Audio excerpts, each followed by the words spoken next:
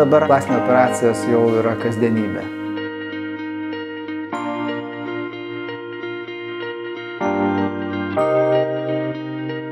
Pas mus atvyksta moteris, virš 50%, kurios iš viso neturi krūtų.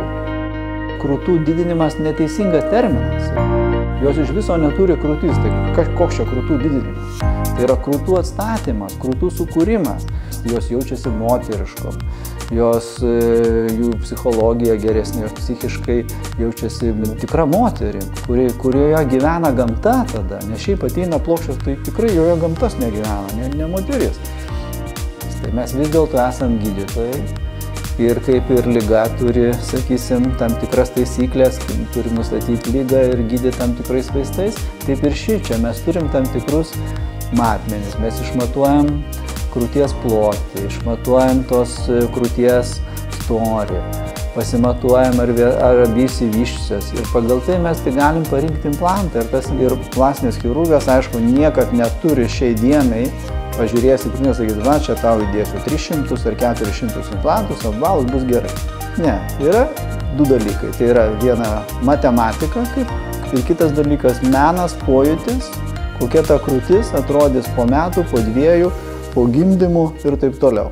Norisi padaryti taip, kad ta moteris džiaugtųsi tą krūtim daugiau kaip 10 metų.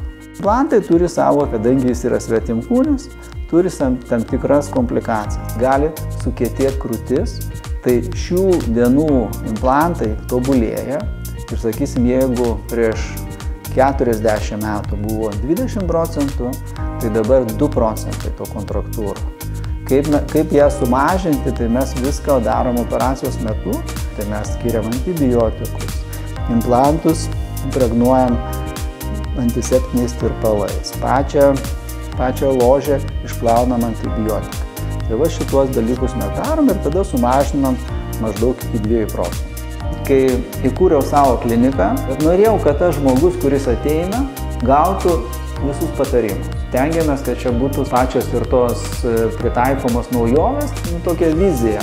Turime, kad tas žmogus atėjęs gautų visą čia, ką reikia su savo kūno estetika surišta. Mes maksimaliai išsaugom privatumą. Aš, kai dariau šitą kliniką, žinojau, kad žmonės nemėgsta susitikti, nori būti nematomi. Tai specialiai pas mus klinikoje yra 3 laukiamieji, patys pacientai kitą kartą savo elgesiu padaro, kad jie būtų žinomi. Kaip pasakojo profesorius, kad Sophie Loren skrido Rio de Janeiro, kad jie padarytų veido tempimo operaciją ir norėjo išlikti privati, kad niekas nepamatytų. Bet jinai atskrido į Rio de Janeiro, kur buvo 40 laipsnių karštis, apsirengus visą juodai ir su didžiausia juoda skrybėle. Užkart ją pastebėjo žurnalistai dar aerouoste ir visi žinojo Rio de Janeiro. Taip ir pas mus.